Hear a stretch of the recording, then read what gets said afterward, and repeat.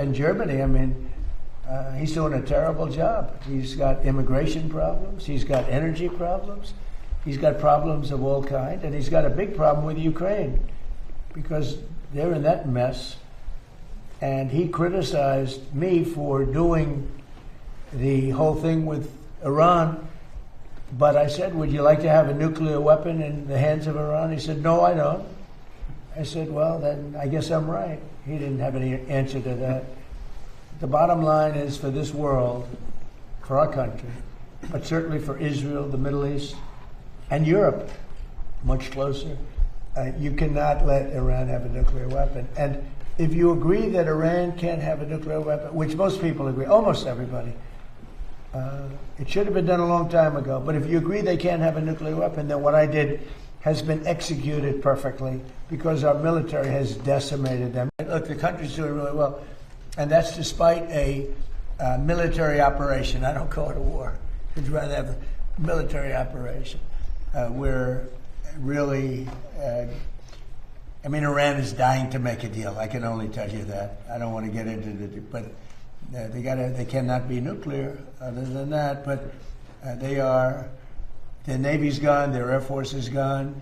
Every ounce of any form of equipment practically is gone. You know, their drone factories are about 82% down, and their missile factories are almost 90% down.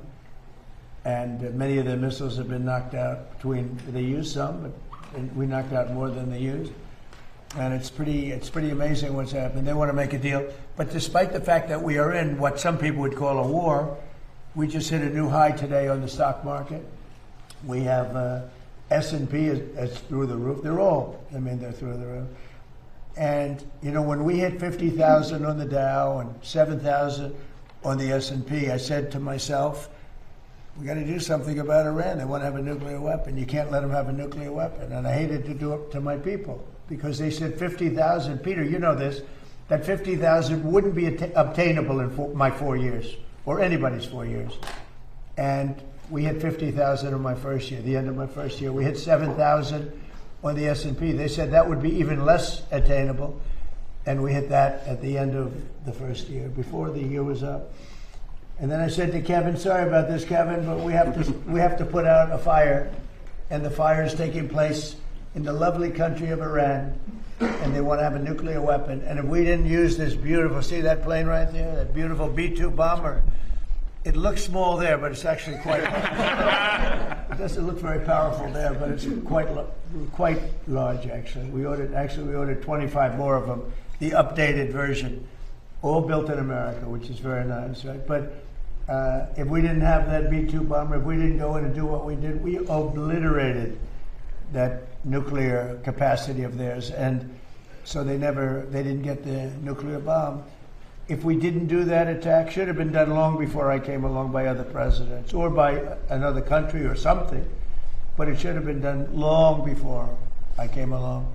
But they are in very bad shape.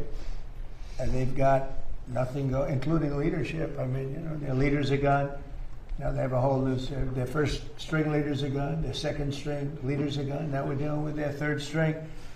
But we'll see what happens. So, and now, you know, Venezuela was amazing, but now we're doing essentially, it's larger, but we're doing essentially the same thing in Iran.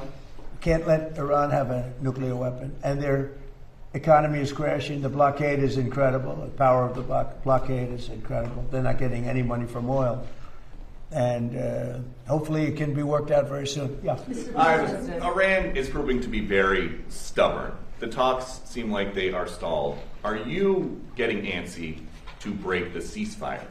Well, I mean, I don't know what stubborn is because really nobody knows what the talks are except myself and a couple of other people. They want to make a deal badly.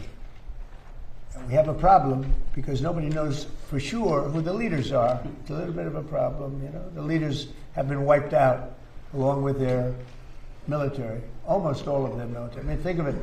159 ships was their total Navy.